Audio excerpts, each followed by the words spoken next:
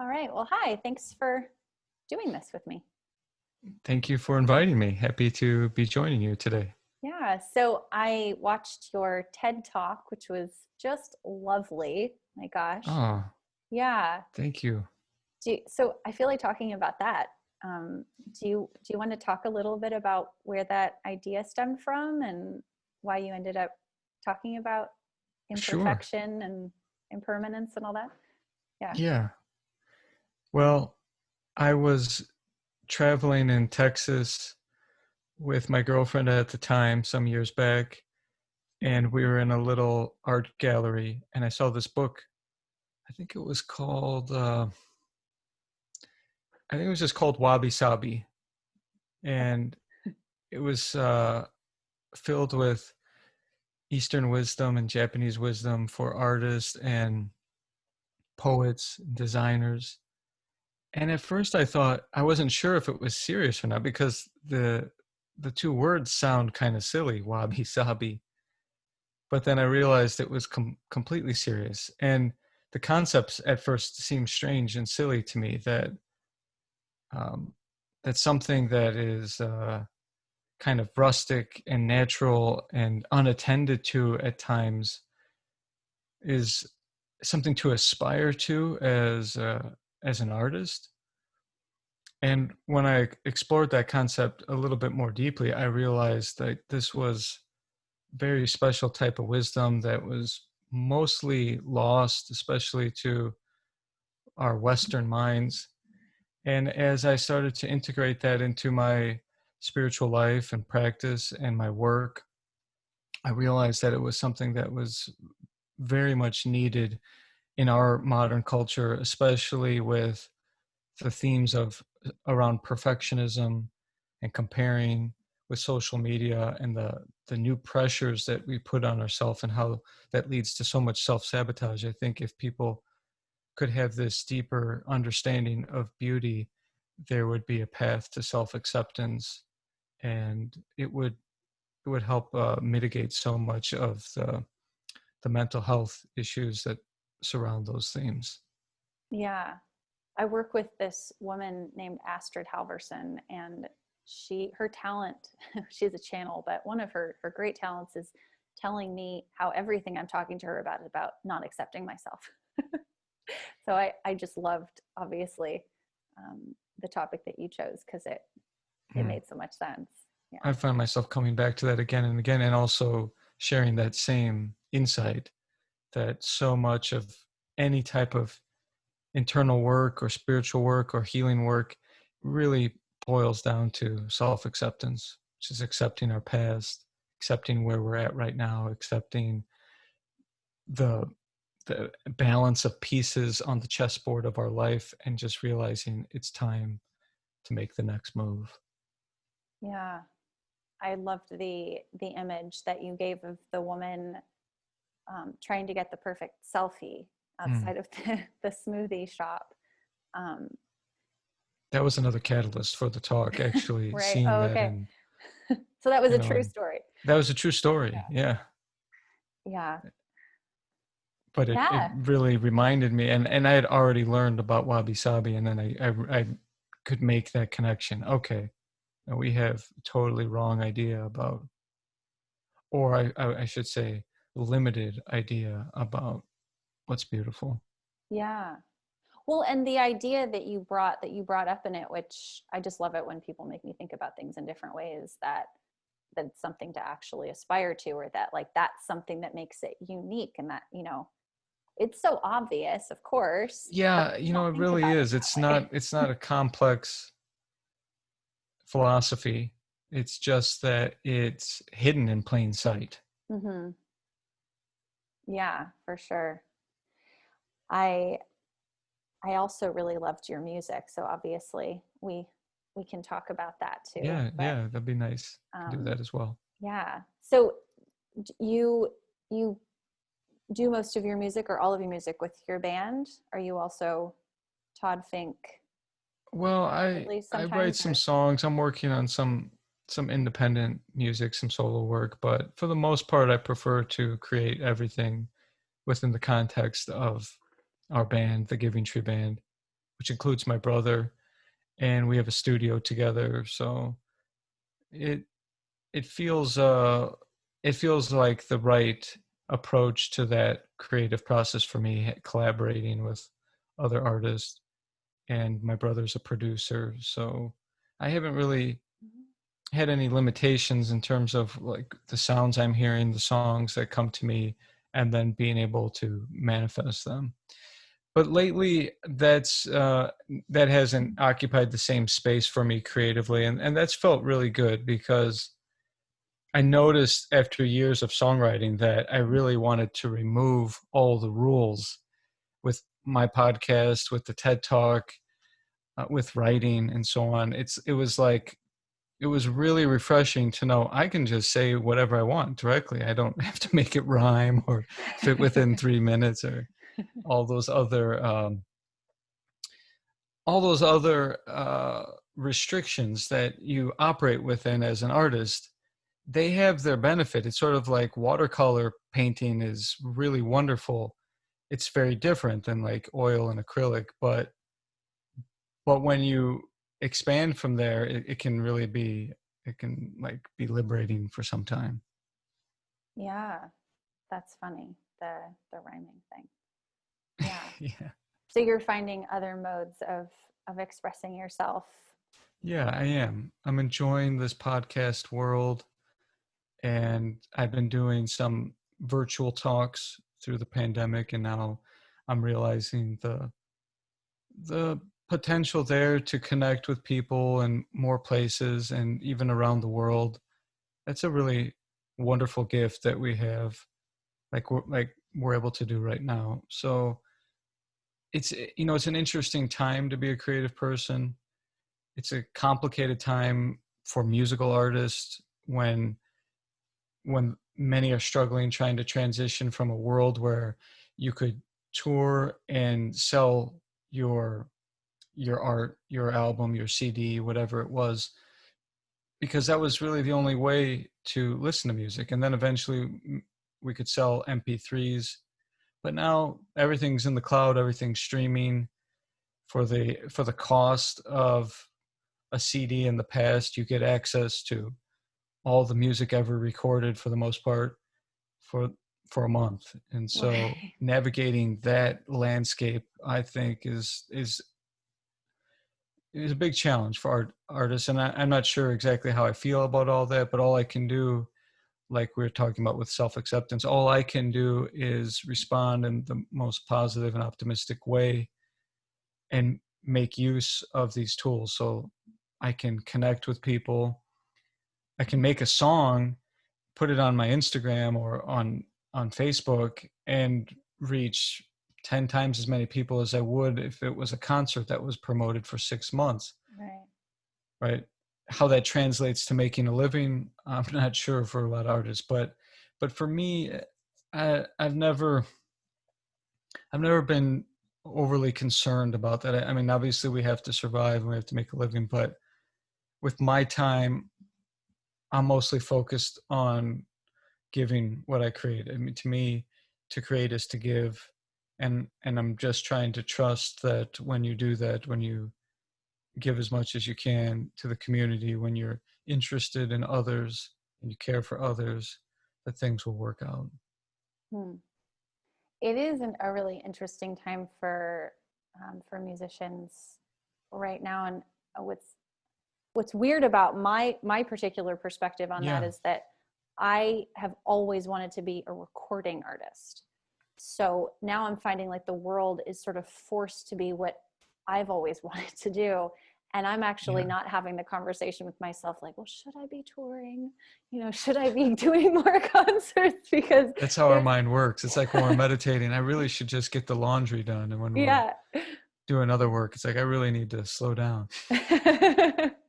Right. So, I mean, for me, it's actually been a little bit of a relief in terms of like that discussion, not needing to be had. Mm, Um, but uh, but I know for a lot of people, that was not just the way that they made a living, but like something that they were really passionate about and loved. Um, and absolutely. and it seems like that's something that is in your um, what something that you have been doing. So do you miss Yeah. it? Oh, totally. Totally. And it's it's interesting because at the end of last year, our group thought be a good time to take some extended time off. So we weren't planning to perform in Mm. 2020 anyway. And that felt really good to know that, okay, I'll have all that time and space to work on these other projects. And same with my brother and my bandmates. They have some other business that they're building, and that was good for them too. But now knowing that I can't play and I don't know when I could play again, it's like it's a little embarrassing almost to know that I was willing to just not perform, when you realize that that is something that could be taken for granted, the gift of live music, being on a stage, connecting in person with people is like such a magical experience. And Right. now, yeah, I miss it. I can't wait till that opportunity comes again. Yeah. I didn't expect to miss it so either, but Hmm. I do. So strange It time. really is. Yeah. Where are you right now in the world, if I may ask? At my home outside of Chicago. It's a little town called Oh, Yorkville, okay. and this is where I've been most of my adult life, almost 20 years. But I have made spent some extended time this year in California near family, and I spend a lot of time in New Mexico as well, Oh, okay. We're in New Mexico. near Santa Fe. Okay. I've spent a lot of time near Santa Fe. Mhm. How about you? Where are you? I'm in Washington outside of Seattle. Oh, okay, very nice. Yeah. Yeah, it is. I was in Phoenix before, Hmm. and I feel really grateful that I ended up being here for this period because there's so much access to trees and walks and, the things that weren't closed. So, Yeah. yeah. Hmm.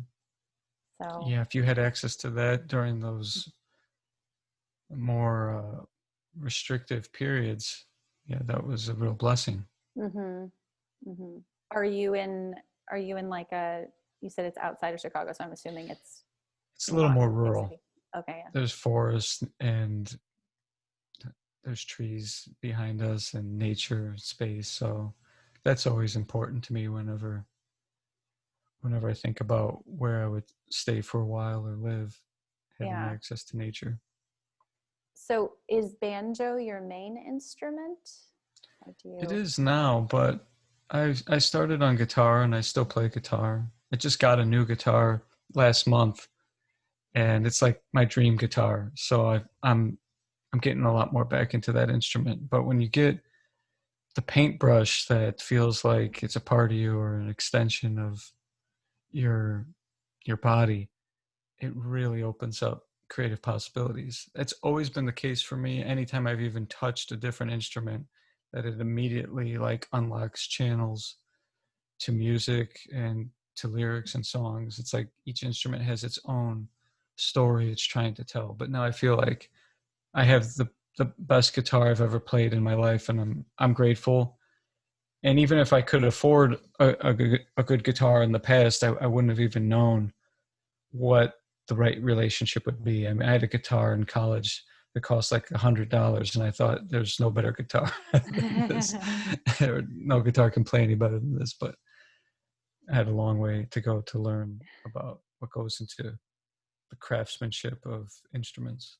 Yeah.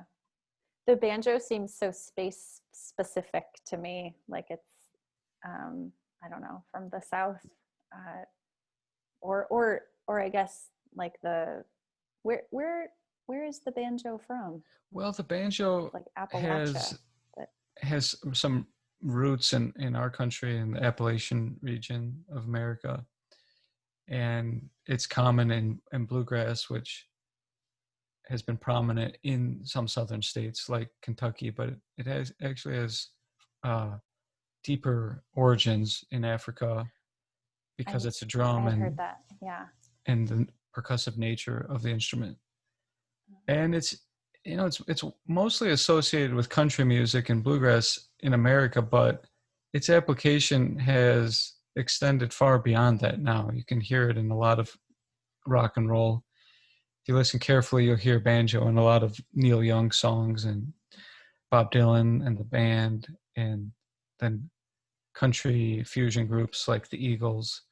And I kind of grew up with classic rock in my Hmm. of my parents, and that was my introduction to banjo, hearing it more in a rock and roll setting. So that's always been my approach. And since I played guitar first, I really don't think of myself as a country musician or a bluegrass musician. I just really like the possibilities on the banjo, its percussive nature, and the richness that comes with its history and tone. And I feel like there's still much more exploring to do with its sound. Mm. Yeah, it has a very unique sound, and for Hmm. me, it conjures up an image when I hear it. But it sounds like for you, it conjures. I mean, I guess we all have our own images of what. Yeah, it does conjure up different images, but it also depends on a lot of things: the mood, the other instruments involved, and we've been pretty experimental in the Giving Tree Band with even when it's mostly acoustic. I've I've really worked with a lot of wonderful creative engineering minds to amplify the banjo, and my brothers spent a lot of time with the technical design of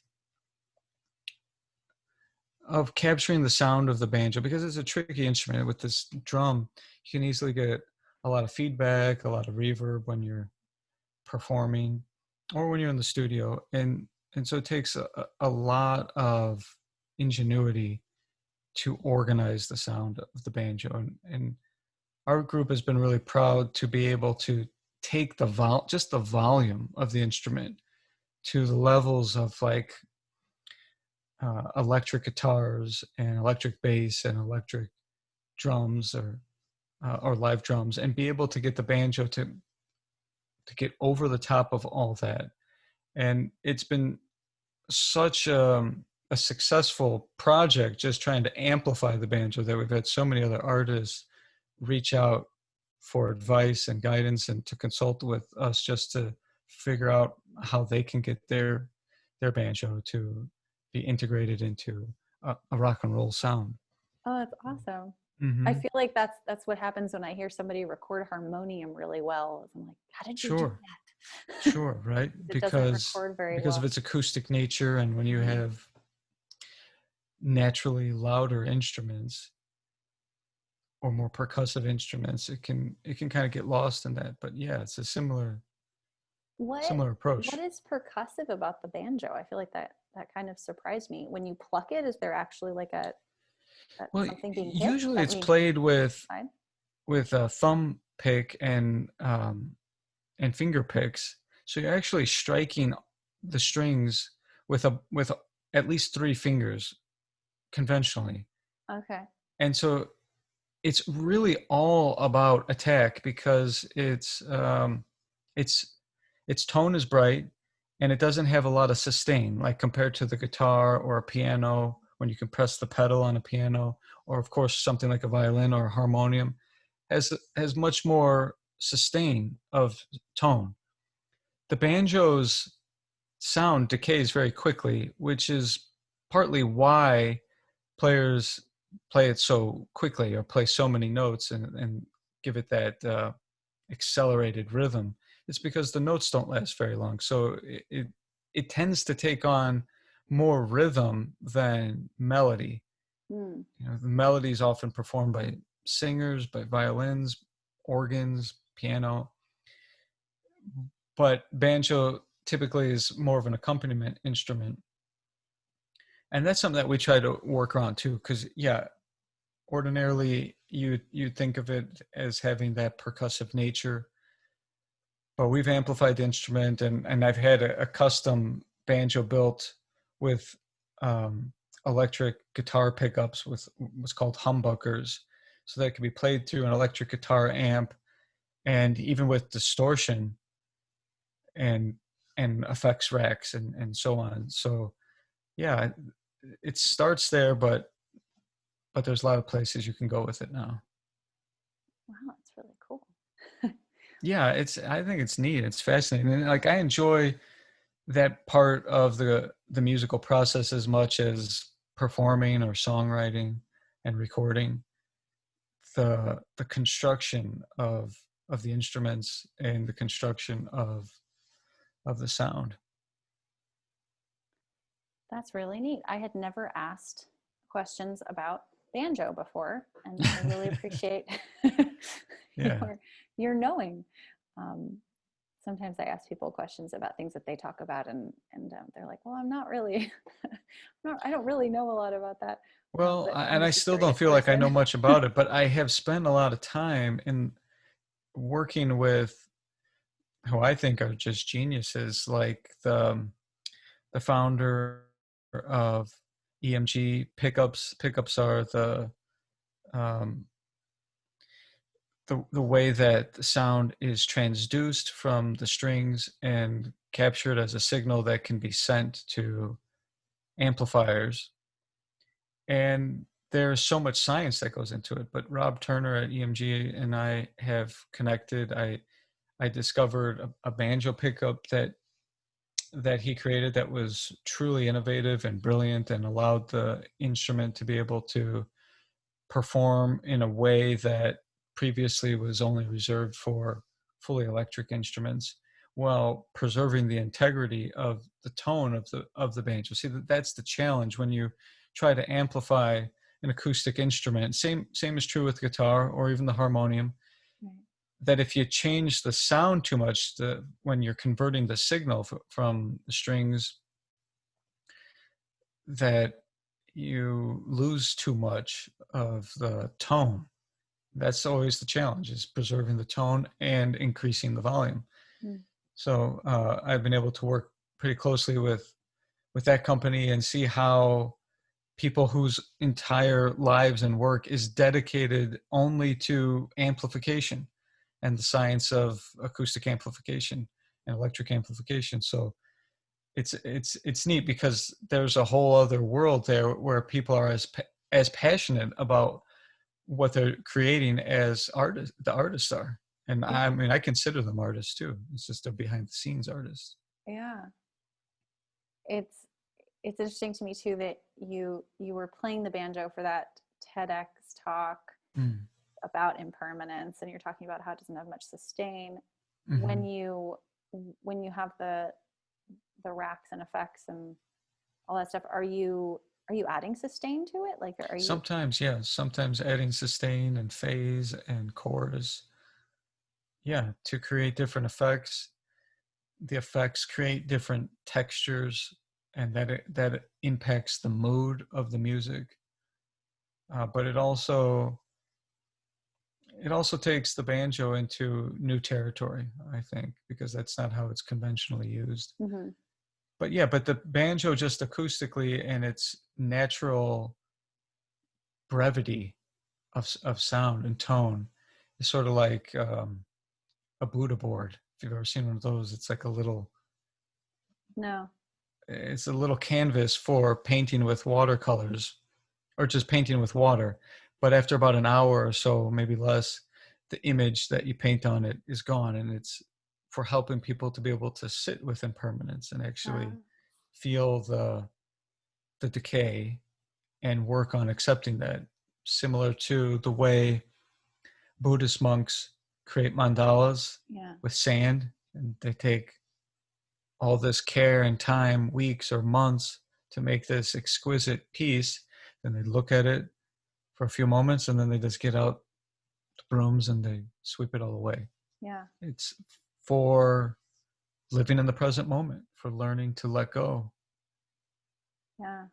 I remember the first time I went to it was a Matisse museum because he found, oh, I hope I might be wrong, but I think that's what it was. It was the Matisse Museum, and I think he found Buddhism later on in his life, and that was the I reason think I why these remember that. monks were here. Is that Mhm. does I that think sound that's accurate. Yeah. does that sound right? Okay. And so yeah, I remember for the first time as a teenager seeing these monks create a mandala and then reading about how they were gonna, just uh, let it go after it was done and thinking that that was so cool.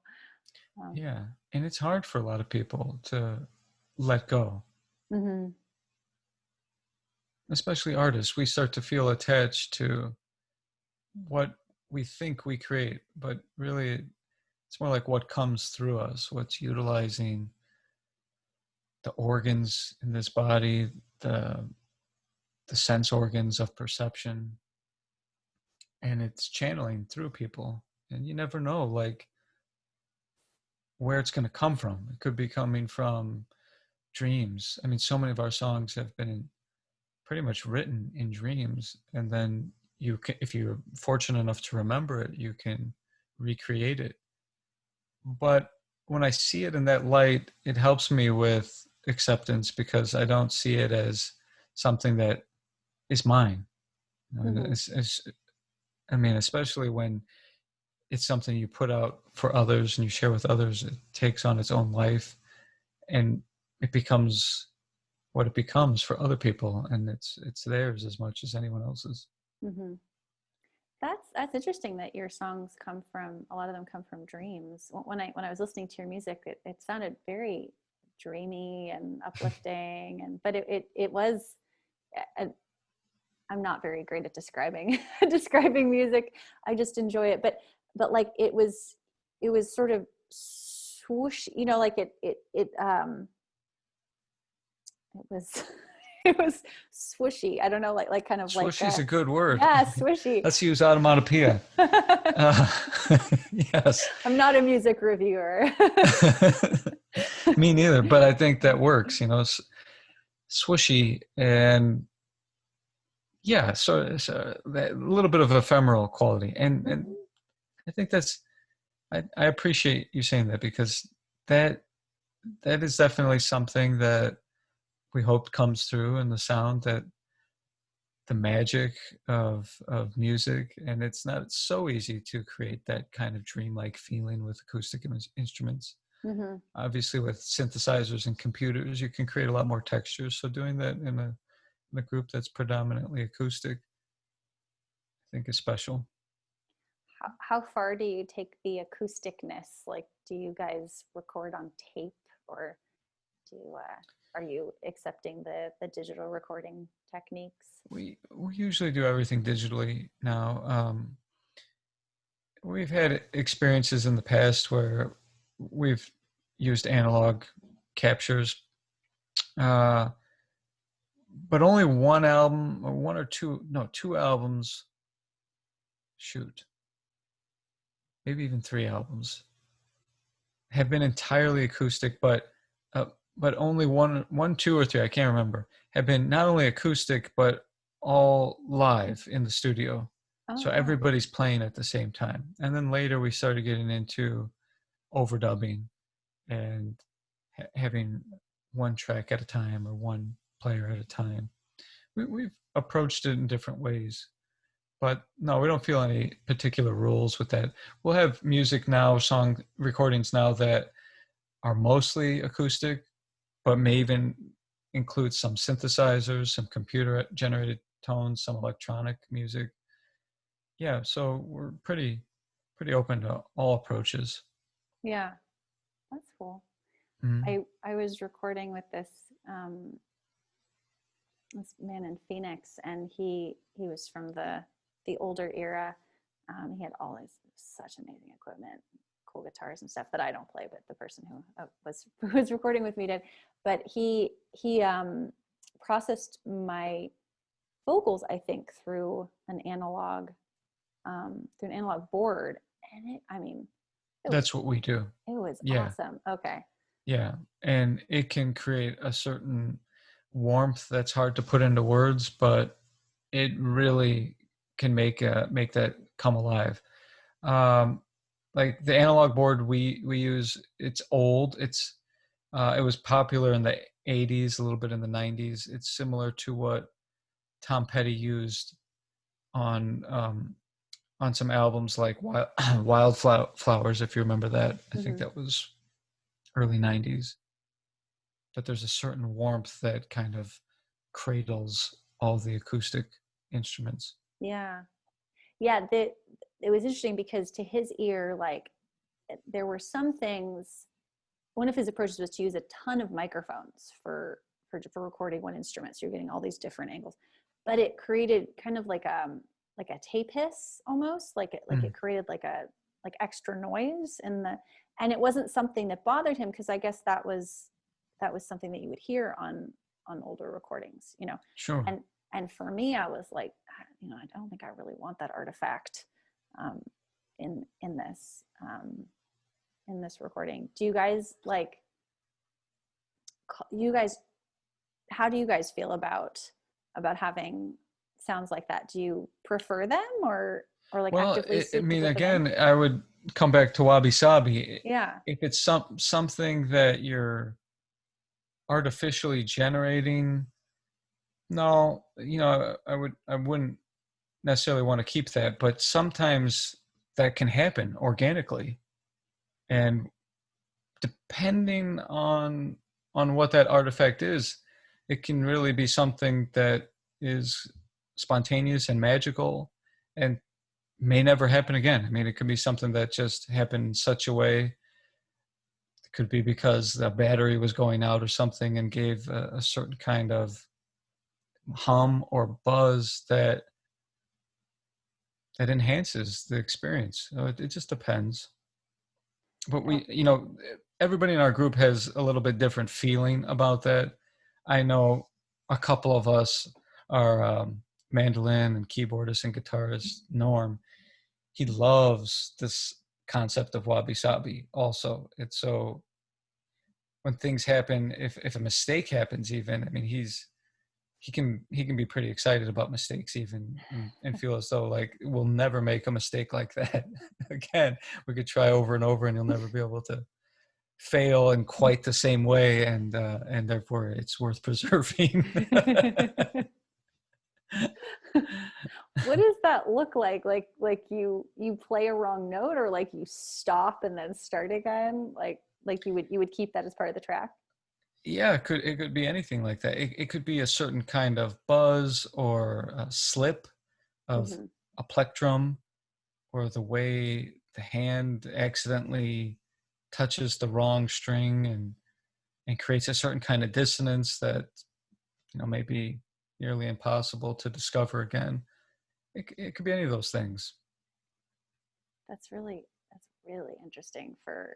That was Yeah. something that really got me thinking about when you were talking about the way that music is created now, and how it's because it's so quote unquote perfect, which it probably, I mean, honestly, probably never is. Like the people who are making it probably feel like they could keep working on it, but you know, to Well, most that's what people's ears. perfectionism is, right? That right. that there's no end. Right. Yeah. And that's a problem too. For a lot of artists, that's a problem. Yeah, at some point you just have to call it, because yes, you can always keep pruning the bonsai tree, but at some point you're depriving your audience or the community of the beauty of this offering, and you're holding yourself back from the next project that awaits you. I like that. Yeah, I feel that way a lot. Actually, it's something I've only just sort of embraced for the last few years, but it's funny how much more you actually end up releasing when you're when you're like, done, next. Yeah, That's true. And that's really, you know, I think that's an important feature of wabi sabi as well, to just allow imperfection to be. And every time you learn something, you can't start with, you know, your greatest hits. I know there was a band, Humphreys McGee. I think one of their earlier albums is called Greatest Hits Volume 2. Which I think is you know, refers to perfectionism and humor.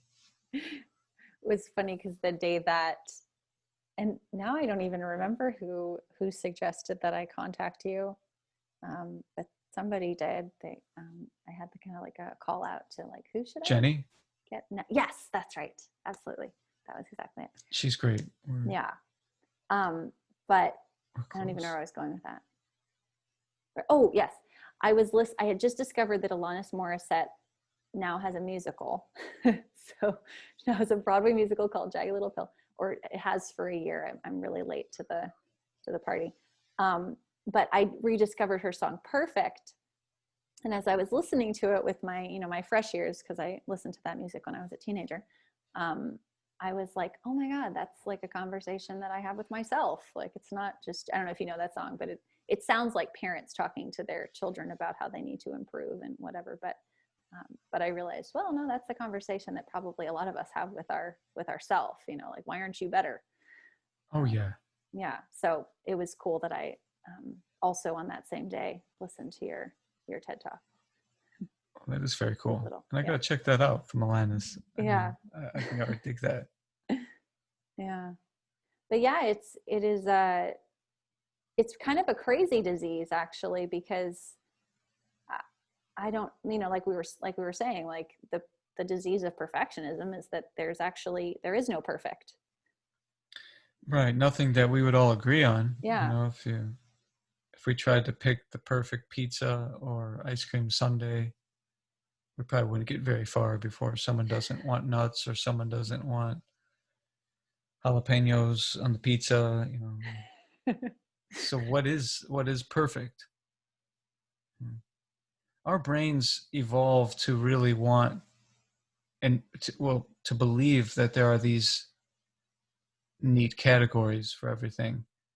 But the reality is that things are all fluid and like on a continuum. Like things are good-ish and bad-ish, or right-ish and wrong-ish. Right. But our brains want to clearly categorize everything. And that's just not how the world really is, or that's not what we find enough evidence to support when you drill in to the details of existence more. Yeah. Have you been in a period of your life where you were on like the other end of that spectrum, not wabi sabi? Yeah, I think so. And I mean, I think that I still can fall prey to that tendency at times. I think we're kind of raised that way. We're raised to put things into boxes. And what I experienced along the way was that it was a source of anxiety. And if you really trace your anxiety, if you really follow it to its source, you start to realize that there are some patterns within us that may be useful up to a point. There are reasons to have concepts and to conceptualize things and to categorize things, but at some point it can become self-defeating. Did it get to a point where you had to have that conversation with yourself about perfectionism, or? I wouldn't say perfectionism was something that I struggled with too much, but expectations for sure. And there's probably some overlap there. The way I thought things should be, not because I thought that it's necessarily perfect, but it was the way I envisioned the order of events would go in my life. And also what I expect the way I expect other people to treat me in a relationship, in a band, in work. And yeah, there's something adjacent to perfectionism there. And that was a source of my anxiety, expectations. And they manifest in our thoughts when we're saying all these things we should be doing or what other people should be doing. So it's similar to perfectionism in the sense that you have this ideal, right? It's different in that I don't think that whatever those ideals were what everyone else should or would agree is perfect, but it's what felt like the right order or the right arrangement of experiences and events for my life. And at some point, if you want to be sane and you want to Yes, please. yeah, right, and if you want to have inner peace, you have to accept that life or the universe has its own order, and you can work with that, you can co-author with that. But if you impose your will mentally, you'll just be harming yourself ultimately. I'm And I'm not curious. saying that that's something that I'm perfect at. Sure. I'm not. But it's a practice. It's a spiritual practice, and it's about cultivating equanimity in the present moment. Hmm. I I find that musicians, well, actually this is something that my ex-husband made me aware of that I'd never really thought about before, but he used to, for this festival that I helped with and played out, he used to be one of the sound people, and he would hear the musicians talk about themselves after they would play, and he came to the conclusions that musicians were just like the hardest people on themselves that he'd ever, encountered. um, and I was like, yeah, that sounds about right. But that was one of the things that I really liked about getting into the, because I started doing like yoga music from kind of springboarding off of singer songwriting and doing yoga music. And I just found that, the audience was so much more forgiving, because probably there wasn't a lot of expectation about how it should sound.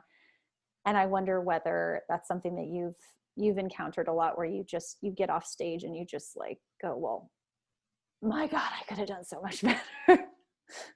That is for sure. And not just me, our whole group. I mean, it would go for hours sometimes where we're just, critically combing through every note of the performance. And you're right. You're right. I mean, I think that perfectionism needs to be mitigated with excellence, working towards excellence, right? Mm, Because you don't want to like fall over into indifference or laziness with your craft, but you're absolutely right that the audience for the most part doesn't come to analyze what you're doing. We come to experience music, to enjoy music, the same way we go to a movie. I mean, afterwards we'll probably have an opinion about the movie, but during the movie we don't want somebody analyzing whether or not that looks real or whether or not that line was delivered good enough. You would just be like, hey, I'm just watching this right now, mm. and I live with that person, by the way. okay. And music's the same way, and we don't realize that as the artists or the ones performing, that what sounds like this huge mistake to us is probably going to be completely undetected by the audience, because you can call it forgiving, but that's not what they're there for. People are there to be free, to dance, to listen, to enjoy, to transcend. And so it's like you don't want to take yourself too seriously in all of that, because that really is the important thing, is transcendence. And if we can support that, and if we can feel that, if we can connect with our brothers and sisters on the stage, and then connect with the brothers and sisters in the audience, and we all get to this special place together, well, then mission accomplished. And if you played the wrong note or something like that along the way, then it's not a big deal. Yeah. To me, what's matters more is one's attitude on the stage. Because it's one thing where it's like you recognize like a person wasn't enthusiastic, wasn't present, wasn't bringing the energy. When I think of virtuosity in music, I'm no virtuoso, but it has this root word of virtue, and so I don't think of virtuosity in that in the performance as just limited to like speed and technical prowess and those kind of qualities, but really what you would think of in terms of trying to live an authentic virtuous life, being honest.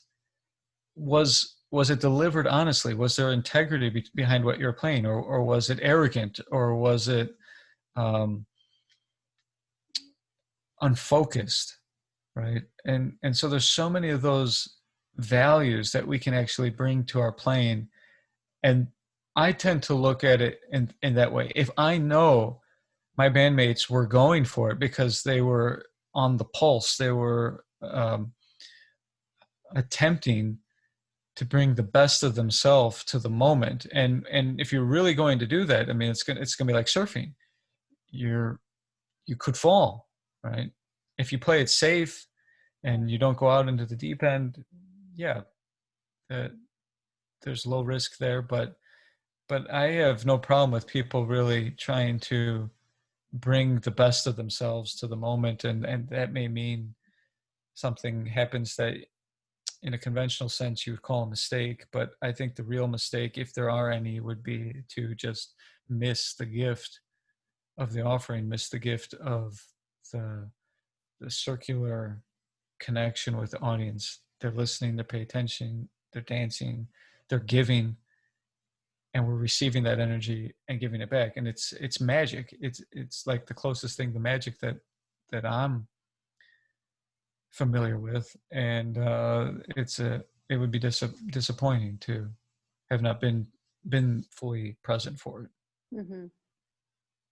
Yeah, I mean, that's almost as, I feel like requires almost as much training as your instrument, getting Yeah, that, like, right. what is it Now like I to be wouldn't on stage know sort of thing. in your experience, but I would imagine that that's what you're trying to do. Like almost like words and the performance probably becomes secondary at some point, right? To the spirituality of singing and chant and togetherness and all that, right? So it Yeah, can be well, easy to get distracted from that higher purpose of why you're sharing the sound in the first place.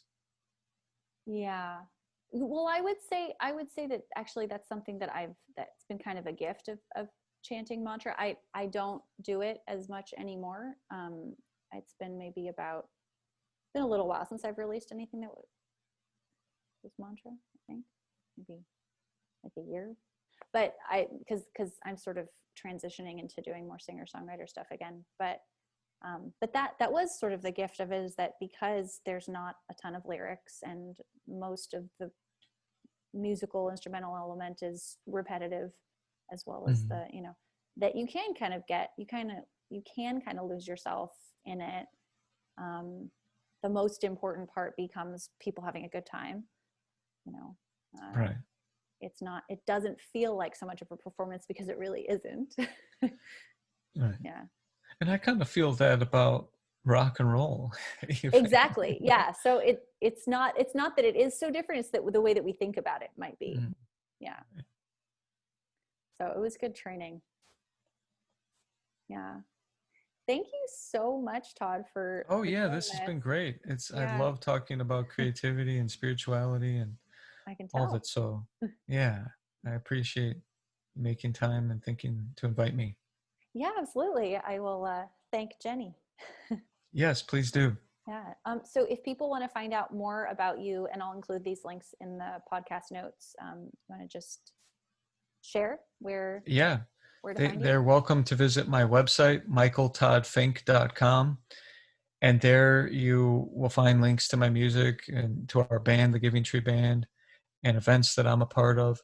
I have a podcast called Kind Mind. You can find it on Apple Podcasts or Spotify. You can find the Giving Tree Band on Spotify. And my social media handle is at Michael Todd Fink. Cool. I will So I'd share love to all of connect with that, people on any of those places. and it will be clickable and easy to access for all. Awesome. Great. Thanks so much. Have a great week. I'll let you know when it comes Take out. care. Best wishes. Yeah, you Okay. too. I Bye. appreciate it.